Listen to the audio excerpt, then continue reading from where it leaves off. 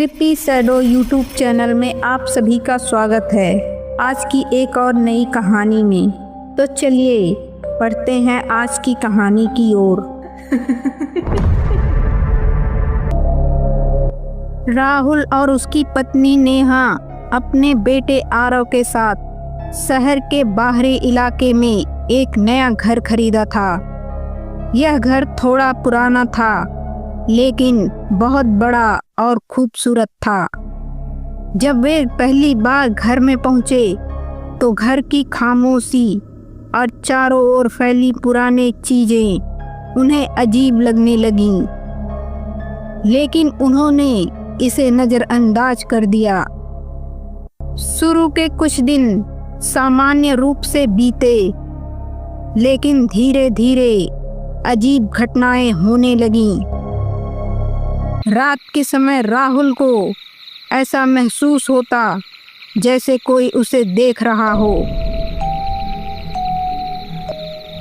कई बार आरव की रोने की आवाज आती और जब नेहा उसे संभालने जाती तो वह डर से कांपता हुआ कहता, वो आदमी मेरे कमरे में है। नेहा और राहुल ने इसे आरव का वहम समझा और उसे समझाया कि ऐसा कुछ नहीं है।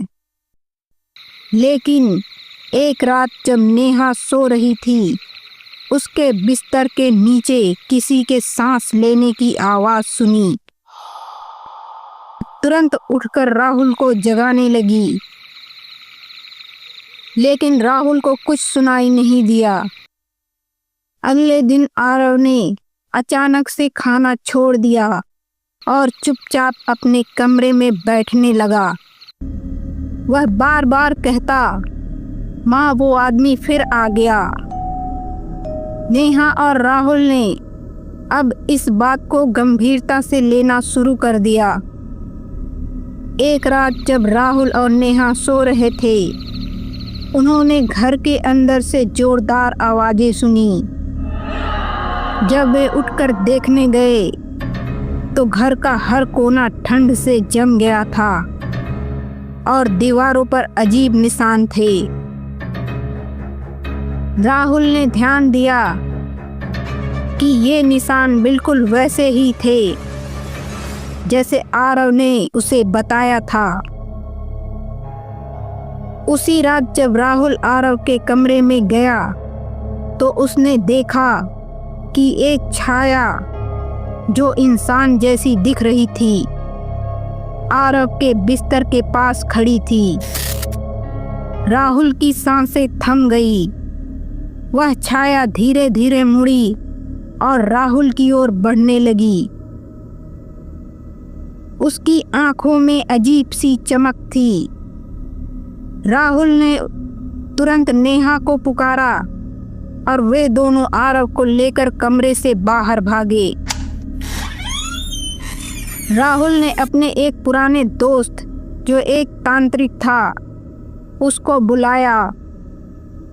तांत्रिक ने घर का मुआयना किया और कहा, यह कोई आम छाया नहीं है, यह बोगीमैन है जो बच्चों के डर को खाता है। इसे यहाँ से भगाना आसान नहीं होगा। तांत्रिक ने पूरे घर में एक विशेष पूजा की और बोला, यह जगह अब सुरक्षित है, लेकिन इस जगह की पुरानी चीजों को जलाना होगा ताकि इसकी छाया फिर से न लौटे। राहुल और नेहा ने तांत्रिक की बात मानी और घर की सारी पुरानी चीजों को बाहर निकालकर जला दिया। इसके बाद घर में सब कुछ सामान्य हो गया। लेकिन कभी कभी जब रात में हवा चलती है तो राहुल को ऐसा महसूस होता है जैसे कोई फिर से उसे देख रहा है, छिपकर अंधेरे में।